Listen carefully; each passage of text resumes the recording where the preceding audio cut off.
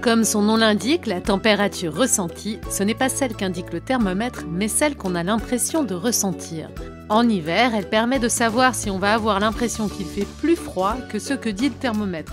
En été, si on va avoir l'impression qu'il fait plus chaud. Du coup, la méthode pour la calculer n'est pas la même en été et en hiver.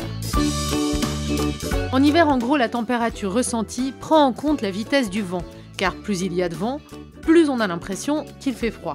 Pourquoi ?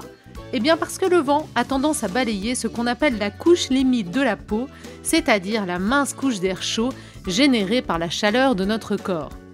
Sans cette couche, nous sommes en quelque sorte tout seuls face au froid. La formule mathématique pour calculer le froid ressenti est très compliquée. Mais on peut retenir cet exemple. Lorsque le thermomètre indique 0 degré et que le vent souffle à 70 km/h, c'est comme s'il faisait moins 9 degrés.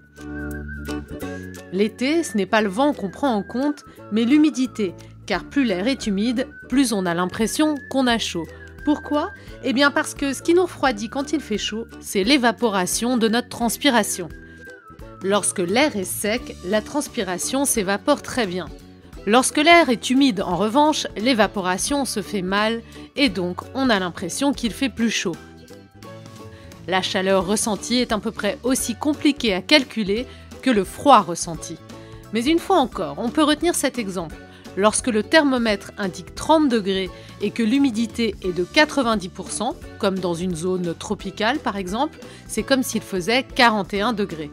Pour simplifier le tout, un nouvel indice pourrait détrôner les deux autres, l'UTCI ou Indice universel du climat thermique. Il fonctionne, lui, pour toutes les températures.